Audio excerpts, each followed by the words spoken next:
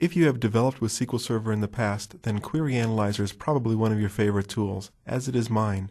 And many developers were hesitant about moving to Management Studio for SQL Server 2005 because they didn't want to leave Query Analyzer in the dust.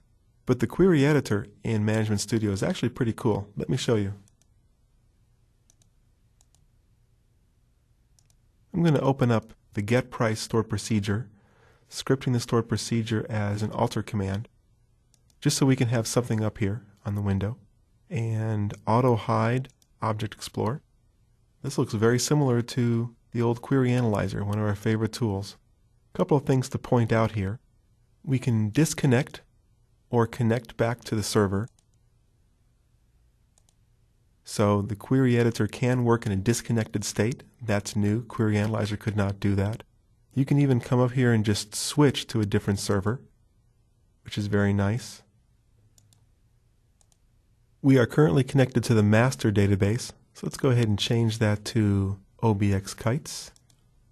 Then we could execute. Execute is similar to Query Analyzer in that if you just press execute, you run the entire script. Give us some more room here. Or you could highlight whatever text you wanted to execute and execute just that one text. The parse button will send the text to SQL Server just for a quick syntax check. Nothing is executed. It's just a way of making sure that your syntax is at least valid. Two other buttons worth pointing out. This is the display estimated execution plan, and then also the include actual execution plan. We'll be using those extensively later on, especially in the indexing lesson. New to the query editor is a whole series of bookmark and Control K features. So let me come down and select a line, and then Control K, places a bookmark there. Let me come down, place another bookmark, just another location, only for purposes of showing you the bookmark. Control K, N, then moves to the next bookmark. There's a whole series of K commands.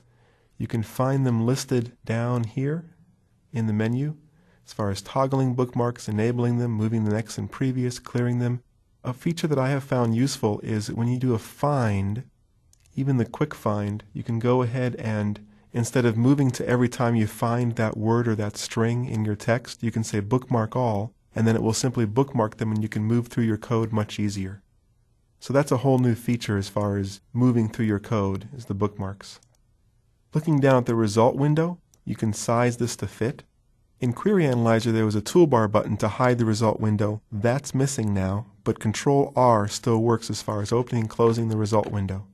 And you can choose whether or not the result is in text, or a grid, or results are sent to a file, both up in these toolbar buttons and in the query menu. There's one more cool hidden feature that I want to show you. Let me close the result window.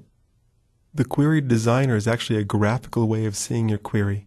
Let me just create a real simple query so I can show you this.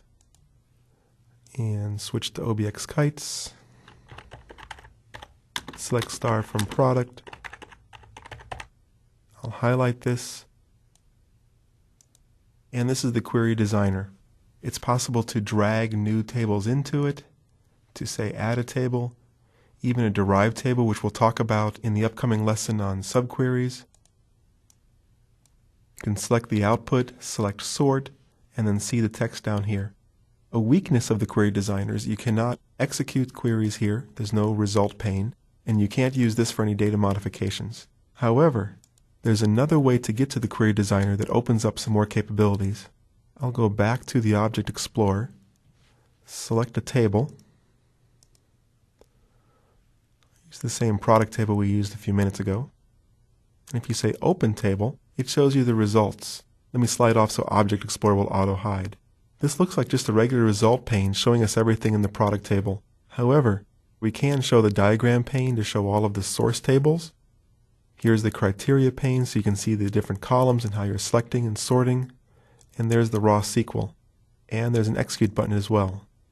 So that's the graphical way of working with queries as well as the query editor inside of Management Studio. We could spend another hour with me showing you the nitty-gritty details throughout all of Management Studio as far as the property windows, templates. However, I've shown you enough to get us going so we can jump into code.